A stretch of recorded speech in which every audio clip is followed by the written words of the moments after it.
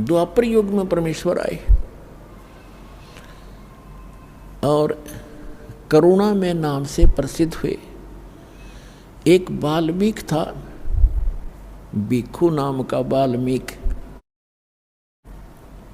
और उसकी पत्नी थी गोदावरी, और वो निसंतान थे। उनको परमात्मा ऐसे ही कमल के फूल पर मिले थे, शिशु रूप धार करके। उनके घर पे प्रवेश होने से वो वाल्मीकि कहलाए। अब ये जाति तो हमने अपने हमने बना रखी, भगवान के लिए सब जीव बराबर हैं, एक जैसे। वो तो दृढ़ भक्त अच्छी आत्मा चाहे किसी मजहब जाति धर्म में हो वहीं पहुंच जाते अपने बच्चों के लिए, क्योंकि वो सारे उसके बच्चे हैं। एक ब्राह्मण था गंगेश्वर, और उसका पुत्र था गणेश, और एक सुदर्शन भक्त था वाल्मीकि जाति में।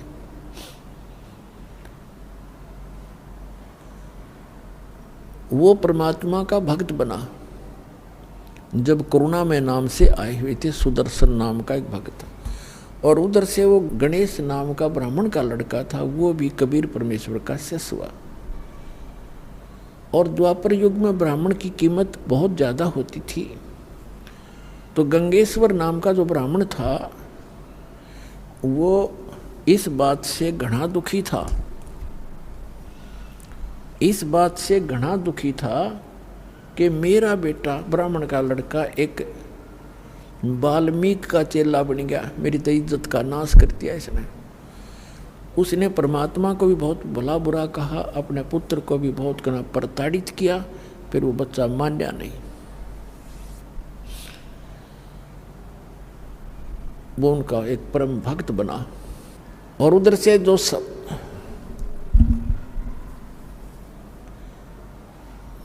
सुदर्शन नाम का वाल्मीकि जाति में जन्म था जिस बच्चे का, वो भी उसने परमात्मा का ज्ञान समझा और स्वीकार किया।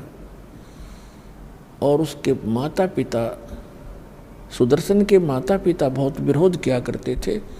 वो श्री विष्णु जी के पुजारी थे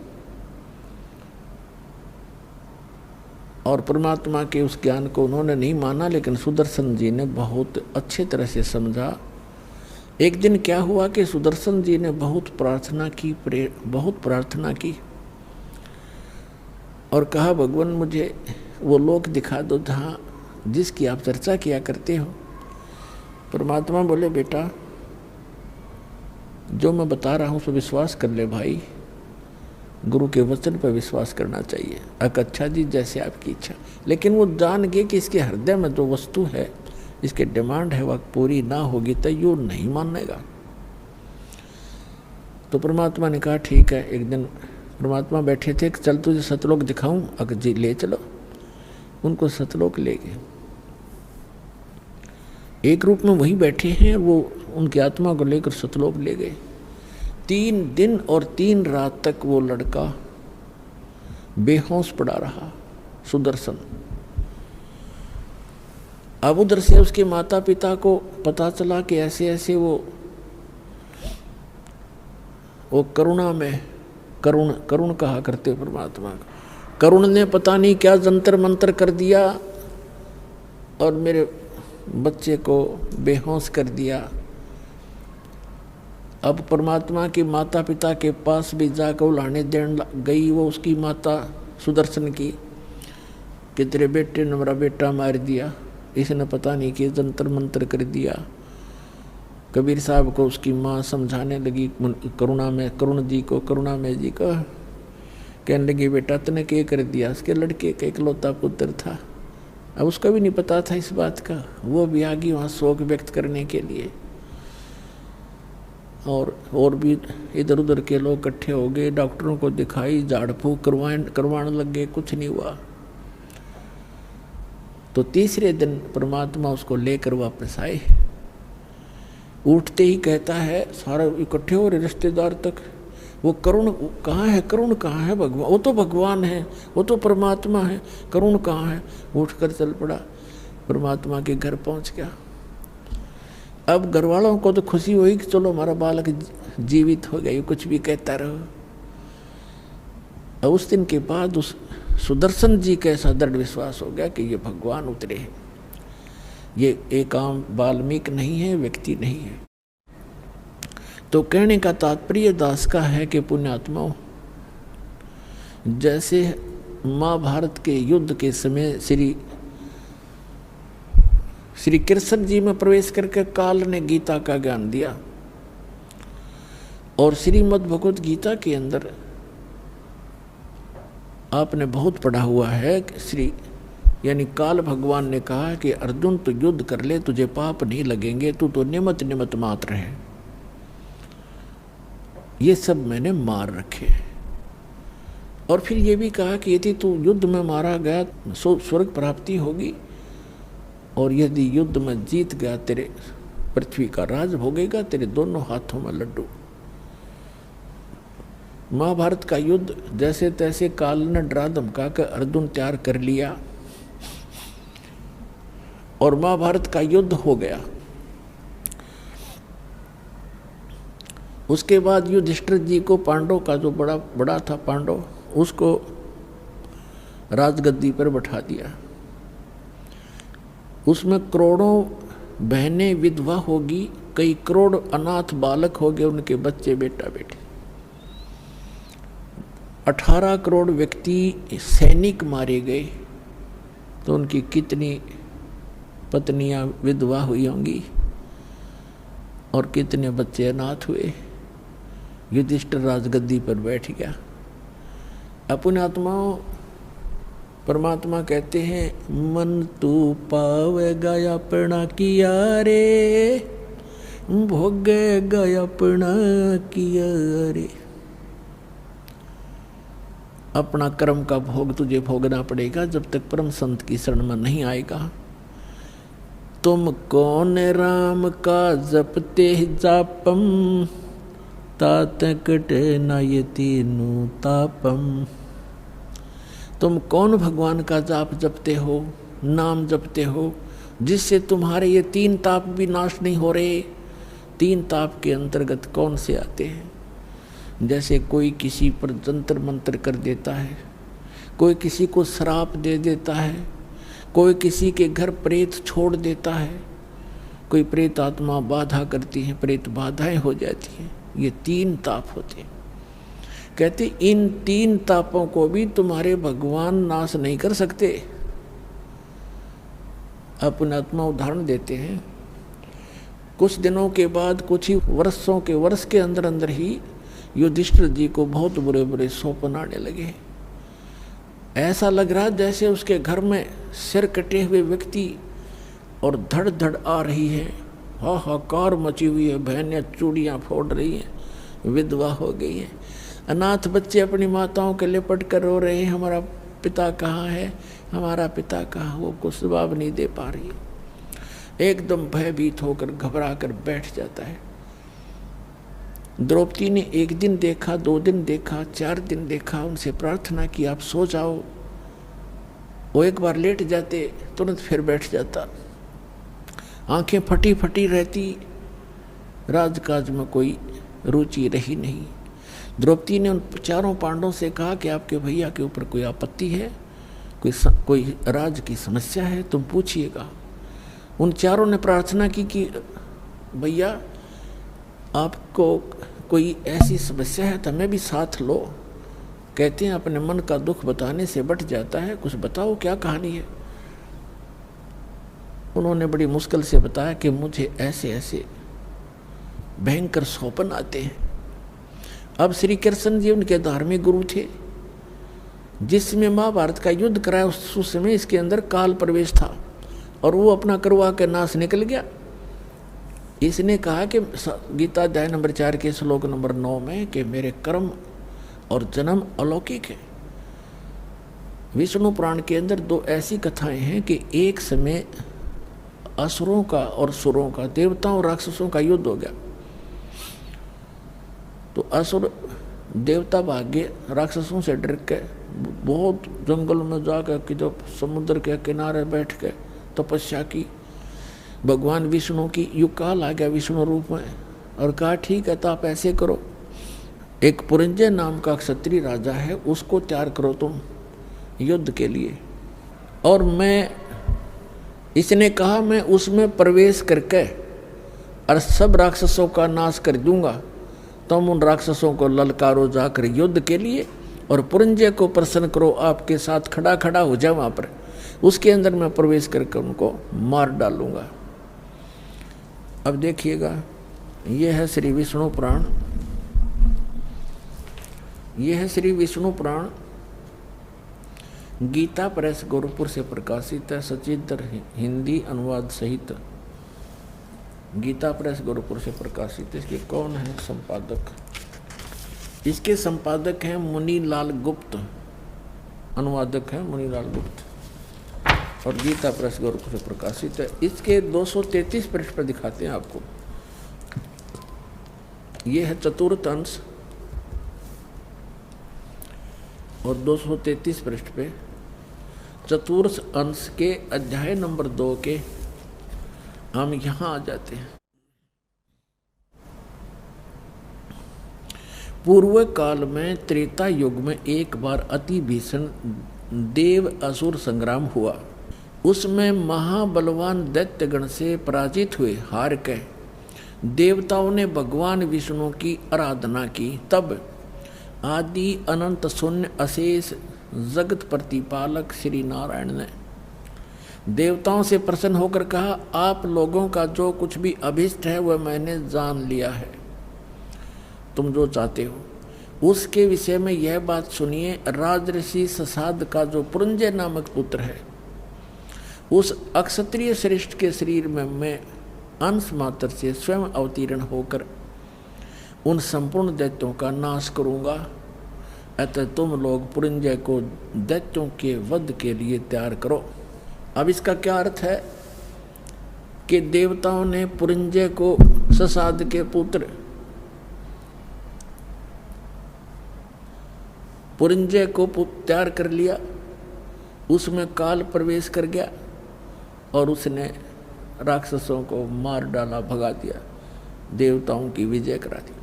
अब और दिखाता हूं। एक बार नाग कुल के व्यक्तियों को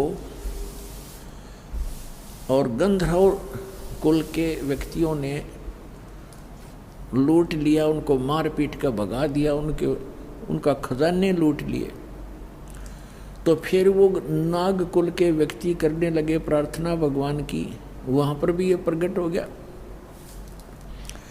और उनसे कहा, इस काल ने विष्णु रूप धारण करके आ गया यूँ, और कहा कि तुम पुरुकुत्स नामक अक्षत्रिय को अपने साथ मिलाओ, उसके अंदर प्रवेश करके मैं गंधर्वों का नाश कर दूंगा। ऐसा ही किया। देखिएगा ये चतुर्थ अंश और तीसरा अध्याय श्री विष्णु पुराण 242 पृष्ठ पे, यहाँ देखिएगा तीसरा अध्याय। यहाँ से पूर्व काल में रसातल में मोने नामक 6 करोड़ गंधर्व रहते थे। उन्होंने समस्त नाग कुल के प्रधान रतन और अधिकार छीन लिए थे। गंधर्वों के पराक्रम से अपमानित उन नागेश्वरों द्वारा स्तुति किए जाने पर उनके श्रवण करने से जिनकी विकसित कमल सदृश आंखें खुल गई हैं, निंद्रा के अंत में जागे हुए उन जलशाही भगवान सर्वदेवेश्वर को प्रणाम कर उनसे नागगणों ने कहा, भगवान इन गंधर्वों से उत्पन्न हुआ हमारा भय किस प्रकार शांत होगा। तब आदि अनंत रहित भगवान पुरुषोत्तम ने कहा, युनासव के पुत्र मानधाता का जो पुरुकुत्स नामक पुत्र है, उसमें प्रविष्ट होकर उसमें प्रवेश करके प्रेत की तरफ प्रवेश करके मैं उन संपूर्ण दुष्ट गंधर्वों का नाश कर दूंगा। तो इसके कर्म इस प्रकार अलौकिक हैं।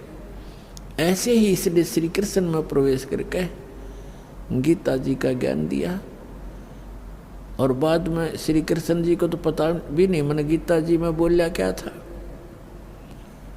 तो पुणात्माओं, ऐसे ये जुल्म करता है और उसका पाप और पुण्य जीव के सिर पे रख देता है। अब जो दास प्रसंग पर सुना रहा आपको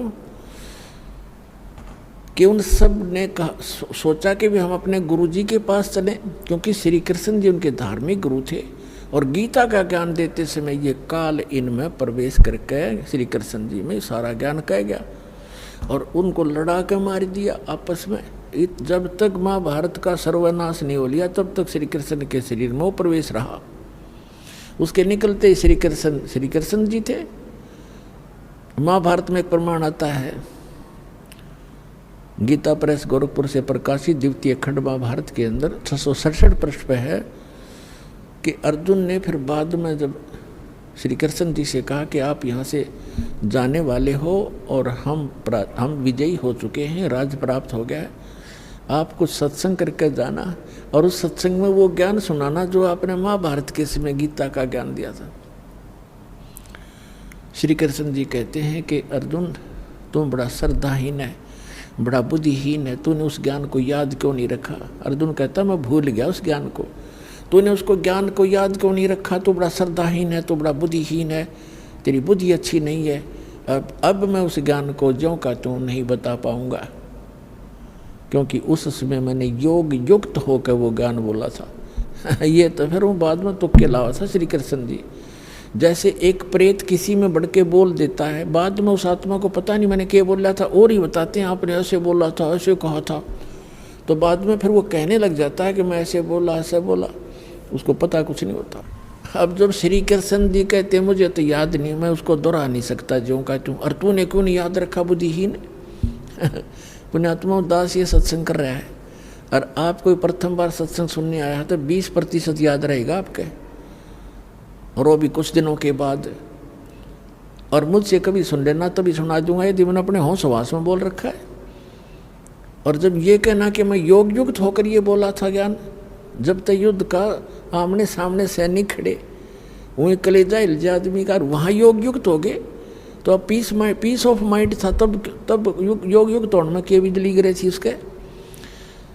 तो नहीं, श्री कृष्ण जी ने वो ज्ञान नहीं बोला था। तो इस प्रकार ये काल ऐसे कर्म करता है। तो जब श्री कृष्ण जी के पास वो पहुँचे पांडव, तब श्री कृष्ण जी थे, वो काल नहीं था उसमें। तब श्री कृष्ण जी ने कहा कि तुमने जो महाभारत के युद्ध में बंधुघात किया है, भाई मारे, चाचे ताऊ मार दिए, गुरुजी मार दिए द्रोणाचार्य जैसे, और करोड़ों बहन विधवा होगी, वो पाप दुखी कर रहा है युधिष्ठिर को, क्योंकि जो राजपद पर बैठा उसको प्रथम लपेटेगा। तो फिर पांडवों ने कहा कि भगवान इसका कोई समाधान भी बताओ, आपत्ति तो आ गई है। ये 3 ताप के अंतर्गत आता है कि वो आत्माएं सता रही हैं, इसको प्रेत आत्माएं सता रही हैं। श्री कृष्ण जी से फिर उन्होंने पूछा इसका समाधान बताइए। श्री कृष्ण जी ने कहा कि आप एक अश्वमेध यज्ञ करो और उसमें पृथ्वी के सभी, क्योंकि उस समय सभी भक्त होते थे, भक्ति अवश्य करते थे, बच्चे से लेकर बूढ़े तक, चाहे किसी जाति मजहब धर्म का क्यों ना हो, जैसा भी, क्योंकि वैसे ही पुण्यकर्मी प्राणी जन्मते हैं त्रेता द्वापर सतयुग में, कलयुग में आकर के बिजली गिरती है ये। और कहा कि स्वर्ग लोक के देवताओं को भी आमंत्रित करो, इन सब को बुलाकर और धर्म यज्ञ करोगे तब तुम्हारा समाधान होगा। और एक यज्ञ, इस यज्ञ के अंदर सभी महापुरुषों को खाना खिलाओ, स्वर्गलोक के देवताओं तक, ऋषियों को, महापुरुषों को, संतों को, भक्तों को, रिश्तेदारों को, बहनों को, सबको बुलाओ। और फिर उसका एक लक्षण होगा यज्ञ सफलता का। यज्ञ की सफलता का एक चिन्ह बताया कि एक सुसज्जित स्टेज बना के, अलग से एक स्थान बना करके, एक मेज, और उसके ऊपर एक 5 मुख का शंख रखा जाएगा। और जब सभी भोजन कर लेंगे, अतिथि और संत महात्मा, साधु संत, देव ऋषि उसके बाद यदि यज्ञ आपकी सफल होएगी तो वो शंख अपने आप आवाज करेगा बगैर मुख लगाए, और यदि शंख नहीं बजा तो समझ लेना आपकी यज्ञ संपूर्ण हुई नहीं, आपका दुख निवारण नहीं होगा। अपने आत्माओं, अर्जुन तो भुगत भोगी था, गीता का ज्ञान कानों से सुन रहा था, और नैया बात तो उसका याद थी कि तुमने कोई पाप नहीं लगेगा। इस बात पर तड़ ही रहा था, वो सोचा था किसी तरह टल जा, भला उस युद्ध करना चाहे नहीं था। यहाँ तक कह दिया था कि हम भिक्षा का अन्न मांग कर खा लेंगे पर हम ये जुल्म नहीं करेंगे। लेकिन फिर इसी दुख से तो दुखी था कि पाप लगेंगे, और पाप का समाधान उसमें सबसे पहले कर दिया कि तुझे पाप नहीं लगेंगे, मन न मार रखे तो युद्ध कर ले। अब जब उसने ये सुना कि तुम्हारे को वो पाप दुखी कर रहे हैं जो तुमने महाभारत में हत्याएं की है, अब अर्जुन के मन में वह बात घनी खटक गई, लेकिन उसको अंदर ही समा गया, अंदर ही वो घूंट पी गया अपने, कि यदि मैं आज चर्चा कर दूंगा भगवान श्री कृष्ण से कि आप जी जब गीता ज्ञान सुना रहे थे तब तो ये कह रहे थे, अब ये पाप कहाँ से आ गया हमारे ऊपर। तो मेरा भाई जो है ऐसे स्वभाव का है, ये ना सोच बैठे कि मेरे इस समाधान में, संकट निवारण में करोड़ों रुपये लगेंगे, क्योंकि 88,000 ऋषि, 33 करोड़ देवता, 12 करोड़ ब्राह्मण, 56 करोड़ यादव और ना जाने कितने आम जनता व भोजन करने के लिए आमंत्रित करनी थी, और उनके भोजन में कितना खर्च होना था, बहुत गना। तो अर्जुन ने सोचा कि भाई ये ना सोच बैठे कि अर्जुन मेरा समाधान नहीं चाहता है, और इस खर्चे से डर के भगवान के कृष्ण जी के साथ वाद विवाद इसलिए कर रहा है, और ये ऐसे स्वभाव का व्यक्ति है जैसे इसके मन में ये आगी बात युधिष्ठिर के, ये कब मर जाएगा पर समाधान नहीं कराएगा। अर्जुन ने इस बात को समझकर अपने अंदर वह सब्र की घूंट पी और चुप रहा। श्री कृष्ण जी से कहा कि आप तिथि और स्थान निहित कर दो, हम अपना निमंत्रण देने जाएं। ऐसे ही हुआ, भगवान श्री कृष्ण जी ने तिथि और स्थान निर्धारित कर दिया। उसके लिए सभी की सेवा लगाएगी, आप इधर निमंत्रण दे के आइए, आप इधर जाइए। इधर काशी शहर की तरफ भीमसेन का नंबर था, उसकी ड्यूटी सेवा थी निमंत्रण देने की, और काशी शहर के बाहर साइड में ही परमात्मा का वो प्यारी आत्मा सुदर्शन रहा करता कुटिया में, और वहीं साथ में ही परमात्मा का दूसरे थोड़ी सी दूरी पर उनका अपना घर झोंपड़ी थी। तो ऐसे निमंत्रण देते देते भीम पहुंच गया उस सुदर्शन जी की कुटिया पे। सुदर्शन जी काफ़ी प्रसिद्ध हो रहे थे उस समय संत साधु के रूप में, आसपास भी अच्छे आत्मा है, भगत हैं। तो सुदर्शन जी से कहा कि महाराज मैं राजा युधिष्ठिर का भाई भीम हूँ, और हमने एक यज्ञ का अनुष्ठान किया है, धर्म यज्ञ, आप आइएगा, आपको निमंत्रण देने आया हूँ। तो सुदर्शन जी ने को पता ही था, क्योंकि वो ज्ञान से परिचित था। उसने कहा कि भीमसेन, तुम्हारे घर पे जो खाना खाएगा उसका भी सर्वनाश हो जाएगा। तुम इतने अपराधी व्यक्ति हो, तुमने अपने सुख के लिए करोड़ों बहनों को विधवा कर दिया और करोड़ों बच्चों को अनाथ कर दिया, और आज तुम सुख की इंतजार करते हो, तुम्हें सुख सपने में भी नहीं हो सकता, ऐसा जुल्म कर रखा है, तुम महाअपराधी हो। अपना आत्मा भगत तो वही होता जो साची को है, और मुझे बुलाना है तो मुझे जो यज्ञ तुम करने जा रहे हो, ऐसी 100 यज्ञ कभी कर रखी हो, उन 100 यज्ञ का संकल्प मुझे दे दो, वो पुण्य दो मुझे, तब तुम्हारे घर जाकर मैं रोटी खा सकता हूँ। इतना पाप लगा मुझे। अब भीमसेन कहने लगे, वो पहलवान था, कहने लगा भगत बाबा जी तूने आना हो तो आना और ज़्यादा बकवाद ना करे। युद्ध ऐसे नहीं जीता हमने एक के मारू था 4 पड़े थे, गधा के सामने को टिकने वाला नहीं था। और मुझे अपने भाई से डर लगता ना, तेरी अभी टीटवी दबा देता मैं। ऐसे अपशब्द बोल रहा, को बोल तू। अब भगत जी शांत हो गए, अकी बोलूंगा जी पीट भी देगा पहलवान। सुदर्शन जी चुप हो गए, नीचे गर्दन कर ली, भाई भी वो राजा है कह के कर देगा। कहनी थी वह कह दी, आ गया भीम। ना ये ना आना होता कि तेरे बिना यज्ञ पूर्ण नहीं होगी। हमारे साथ भगवान श्री कृष्ण भी तो हैं। वो श्री कृष्ण जी ने सोपरी मान रहे थे। अब क्या हुआ कि उस यज्ञ का निश्चित समय आ गया और सभी 33 करोड़ देवता, 88,000 ऋषि, 12 करोड़ ब्राह्मण, 56 करोड़ यादव श्री कृष्ण जी के वंशज द्वारका से चलकर आ गए। और ना जाने कितने भक्त, आसपास के जनसाधारण आगे भोजन, अब भंडारा शुरू हो गया। सबने भोजन खा लिया और शंख टस से मस नहीं हुआ। युधिष्ठिर जी ने कहा कि भगवान अब क्या रहा, होगी हमारी यज्ञ पूर्ण के नहीं? यह शंख तो बजा ही नहीं, शंख के बजे बिना यज्ञ संपूर्ण नहीं हो सकती।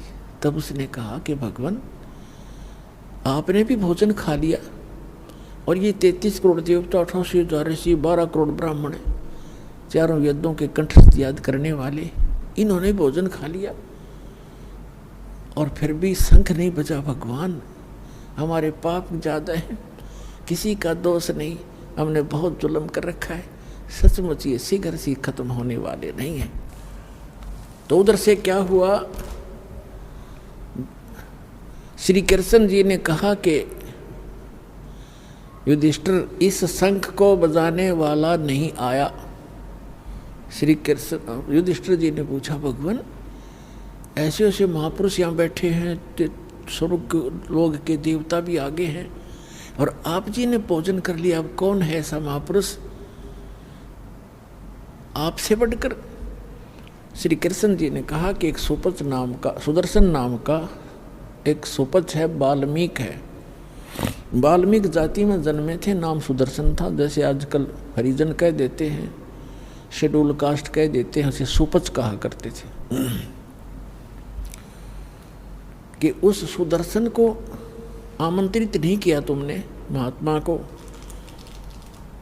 तो भगवान उसने युधिष्ठिर ने कहा कि उधर काशी साइड में हमने भीम जी की ड्यूटी लगाई थी, उसके पूछते हैं। भीम को बुलाया गया और उससे पूछा कि भैया आपने ऐसे ऐसे भगवान श्री कृष्ण जी कह रहे हैं, एक सुदर्शन नाम के वाल्मीकि थे महात्मा भक्त, उनको नहीं आमंत्रित किया? भीमसेन कहने लगा कि मैंने उसको निमंत्रण दिया था, लेकिन वो तो कबूल आदमी है, वो तो ऐसी बकवाद करने लग गया, तुम तो अपराधी हो, तुमने जुल्म कर रखा है, करोड़ों बहन विधवा करके आज तुम राज कर रहे हो और तुम्हारे घर पे मैं अन्न उस समय खाऊंगा, तुम ऐसी ऐसी यज्ञ जो करने जा रहे हो 100 कर रखी हो, उसका फल मुझे दो तब मैं रोटी खाऊं, ना तो पाप लगे तुम्हारे अन्न खाने वाले को भी। इतने अपराधी हो तुम। अब श्री कृष्ण जी को पता था यो भी मोटे दिमाग का है, इसने कुछ बकवाद करी होगी। तो श्री कृष्ण जी ने पूछा, फिर आपने क्या उत्तर दिया? कि मैंने उसे ये उत्तर दिया कि तूने आना हो तो आ, ना आने से क्या मैं हमारा काम अड़ जाएगा। और मुझे आपसे और हमारे भाई से डर लगता था ना, उसको मैंने कहा कि मैं उनसे ऐसे डरता हूँ ना, तेरे को कभी टीटवी दबा देता तेरी। मैंने ये कह दिया। कृष्ण जी ने कहा कि देखो भैया, साधु संतों के साथ बकवाद नहीं की जाती। उनको आपने तो और पाप इकट्ठा कर लिया, उनकी आत्मा दुखा के। वो ठीक कह रहे थे, उन्हें गलत क्या कहा? क्या जीव हिंसा का पाप नहीं होता? और आपने गलत किया। चलो मेरे साथ। पांचों पांडव और छठे श्री कृष्ण भगवान रथ लेकर वहां पहुंचे। 1 किलोमीटर दूर रथ रोक दिया, 1 मील, और कहा नीचे उतरो। नंगे पैरों चले वहां से, रथ पीछे पीछे आ रहा है खाली। और जाकर के श्री कृष्ण, और उसमें क्या हुआ कि सुदर्शन जी ने अपने पूज्य गुरुदेव करुणामय जी से कहा कि महाराज आज मेरे से गलती तो बन गई। क्या भाई? कि भीम आया था, माँ उसका युधिष्ठिर का राजा का भाई, और ऐसे ऐसे कोई यज्ञ कर रहे हैं वो,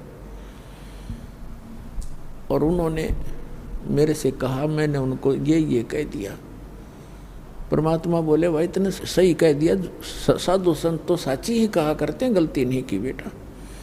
पर बताऊं, उनका यज्ञ पूर्ण ना हुए,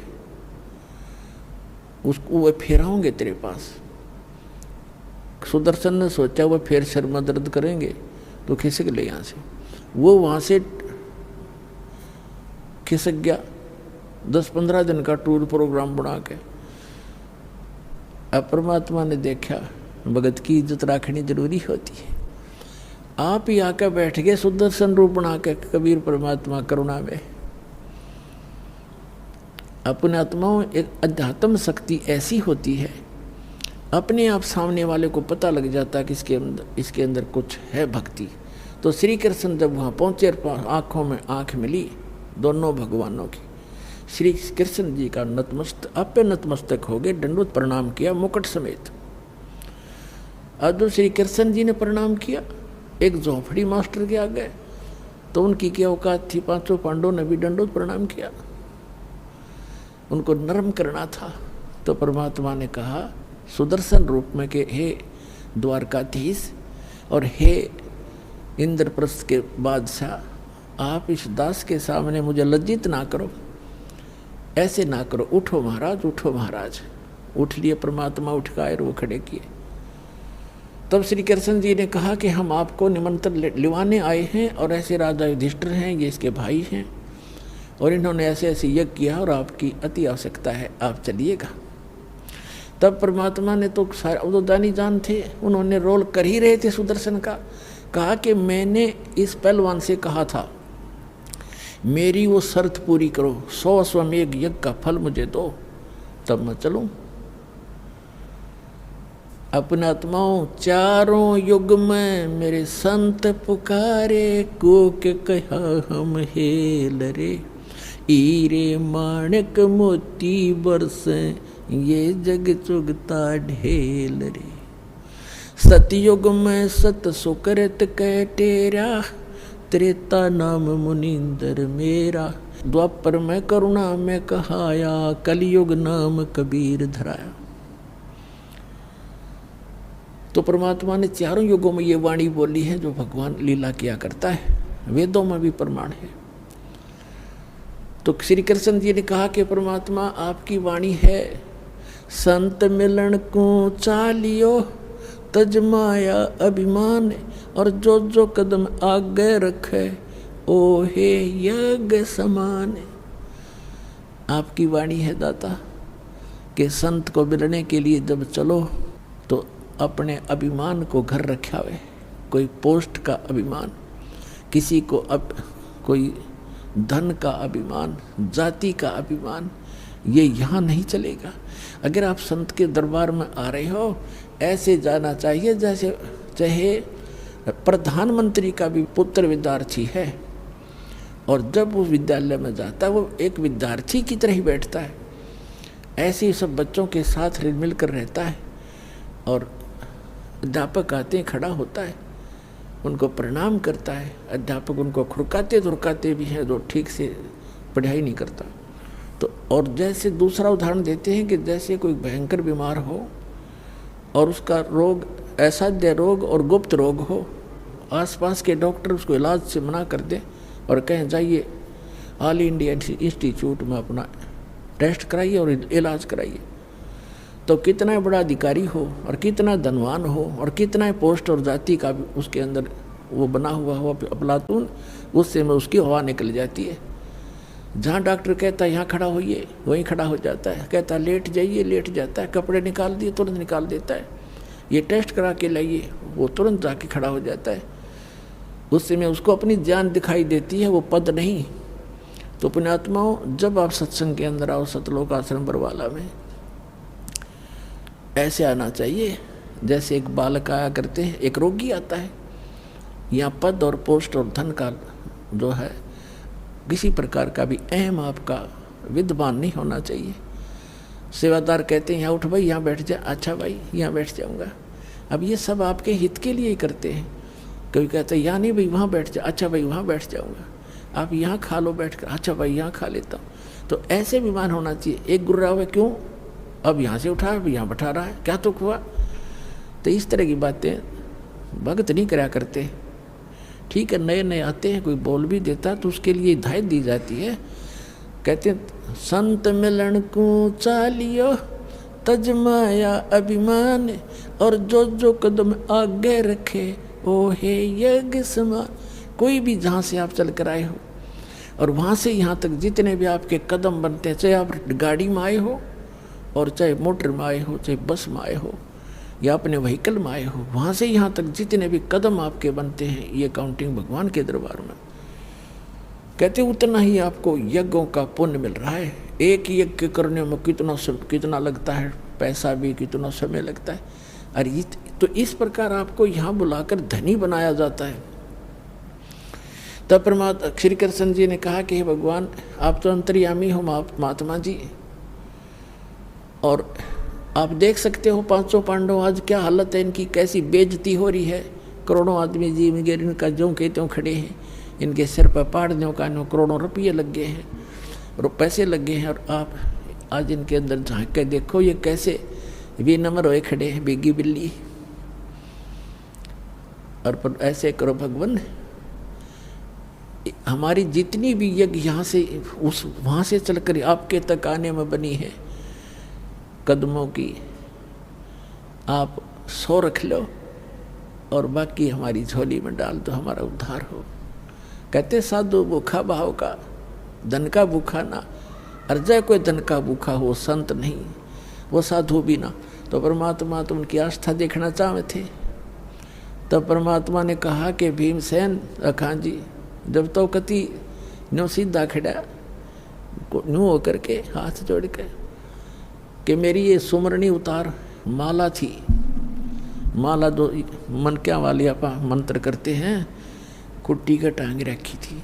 अब पहलवान उठा और लग गया माला उतारन, उतरी नहीं, पसीना आ गया नु खूब हंगा ले रहा। परमात्मा बोले रहा पहलवान तो डींग मारे था कि एक का मारू था 4 मरे थे, अरे ये माला ना उतरती तेरे पे। अपने आत्मा परमात्मा ये दिखाना चाहते थे इनका दिल डट जा। कोई है वस्तु, कोई है संत, वहीं उनका जो दिल भी डट गया, वह ताकत न्यारी है। परमात्मा ने कहा कि आजा खड़ा हो जाए इधर, और ऐसे हाथ किया था, अपने आप माला उतर कर मालिक के हाथ में आ गई बैठे बैठे के। और फिर परमात्मा बोले भाई, मर्द गर्द में मिल गए वो रावण से रणधीर, कंस के सी चाणोर से वो हिरना कुश बलबीर। तेरी क्या बुनियाद है तू जीव जन्म धर लेत, गरीब दास हरि नाम बिना तुम्हारा खाली रह जा खेत। कहते इस ताकत की यहाँ नहीं चलती, यहाँ तो राम नाम का धन होना चाहिए, ये शक्ति के संग्रह होनी चाहिए, तो आपका आगे भविष्य सुधरेगा। और जब पहली बार भीम गया था तब उसने, चलिए लंबी कथा बन जाएगी, हम इसको यहीं छोड़ते हैं। तो परमात्मा ने कहा कि चलो, परमात्मा बैठाए रथ में, श्री कृष्ण रथवान बने और 5 पांडव छठे और परमात्मा बैठा कर लाए।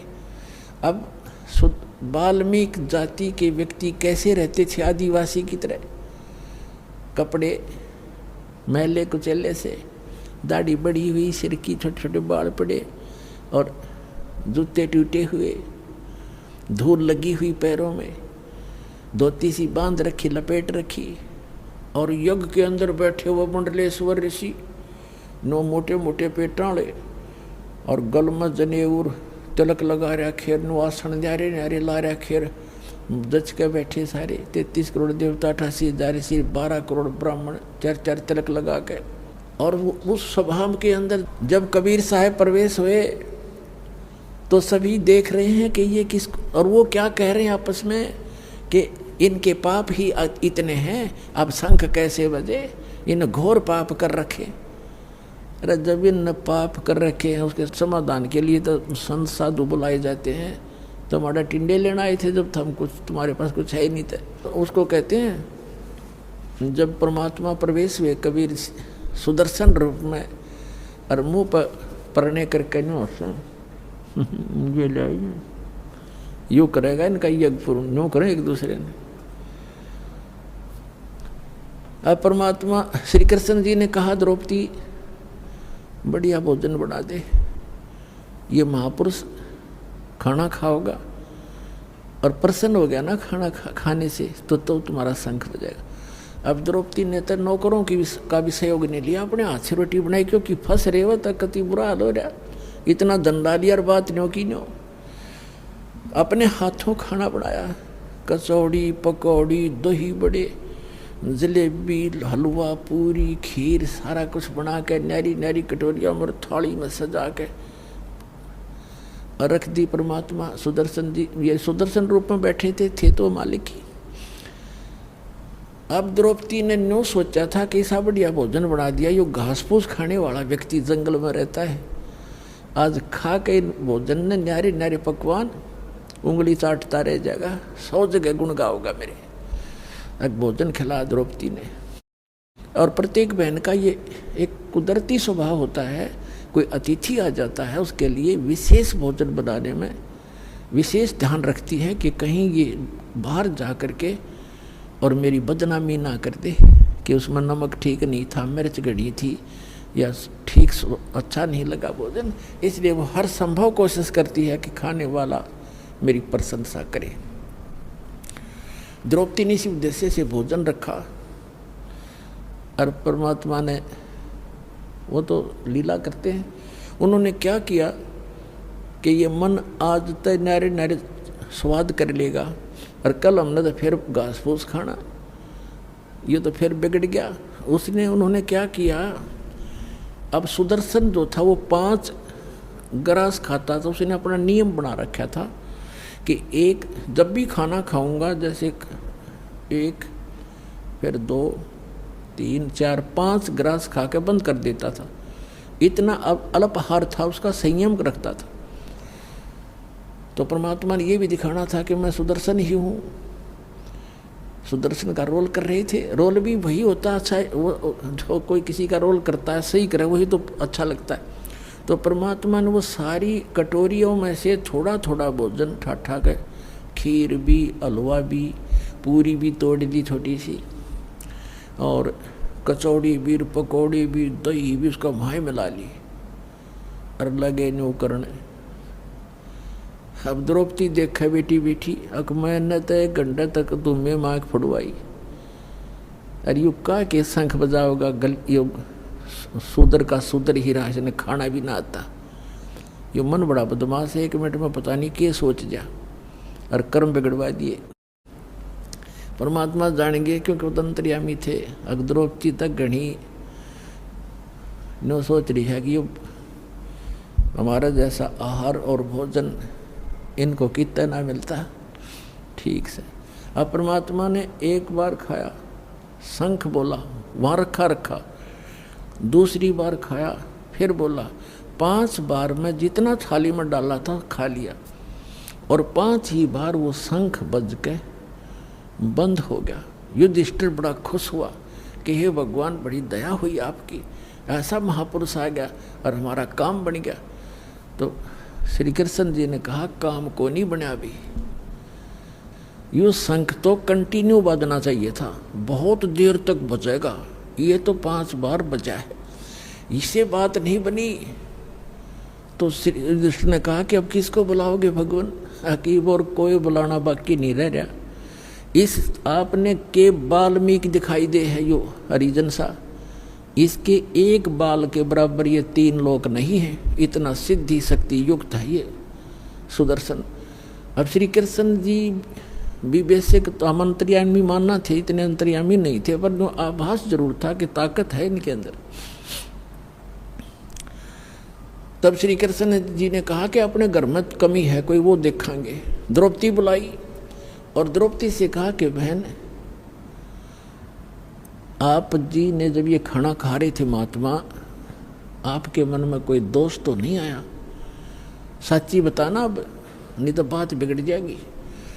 तो द्रौपदी ने सारी सच्ची बता दी कि महाराज मैंने 1 घंटे तक भोजन तैयार किया, न्यारे न्यारे आइटम बनाए, और मैंने ऐसे ऐसे सोचा था कि उंगली चाटता रह जाएगा महात्मा और बड़े गुण गाओगा मेरे। इन्होंने जब सारा इकट्ठा कर लिया तो मेरे मन में न्यू दोष आ गया कि यू शेडियल सा आदमी है, नहाना न दौड़ना इसने, और ये इसने खाना भी ना आता है, किसके शंख बजाओगा? कृष्ण बोला, द्रौपदी तने तो भट्ठा बैठा लिया, तन्ने मोल ले लिया कि साधु को अपने घर बुला के तेरे पैसान किया इसने, आ करके तेरे घर का टूक खा लिया, तेरा तू धार करने के लिए आया था अपना। अब बोली कैसे? ये मन में सोच भी तेरे लिए पाप की भागी बन गई, एक और पाप लग गया तुझे। अब वह कांपेगी सारी कि साधु संतों के बारे में ऐसे नहीं बोला, सोचना भी ना चाहिए। कैसे खाओ, आपका फर्ज था रख दिया, कैसे खाओ ये? तो कहने लगी जी क्या करूं कि चरण धो के पी इस धूल समेत, जब तेरा कल्याण होगा। अब द्रौपदी ने कहते मरता क्या नहीं करता, लाई प्रात उठा के 1 लोटे में जल भर के, और भगवान बैठे थे करुणा में, सुदर्शन रूप में उनके चरण धोए और वापस लोटे में गाल गए, गिलास में आधा पी लिया ना। जब श्री कृष्ण करने लगे, बहन मुझे भी दे दिया था, इसे महापुरुष का चरणामृत कुछ युगा पर्यंत प्राप्त होता है। आधा श्री कृष्ण जी ने पिया। उस समय वो शंख वहीं से बजना शुरू हुआ था, और इतना जोर का बजता बजता पूरे पृथ्वी के ऊपर स्वर्गलोक तक आवाज सुनाई दी, प्यारी प्यारी। और पूरी पृथ्वी पर जितने भी वृक्ष थे सब हरे भरे हो गए, फल फूलों वाले फूलों से लदपत हो गए, फलों वाले फलों से लदपत हो गए। तब उनका 3 ताप कट्या उस परम पिता की शक्ति से।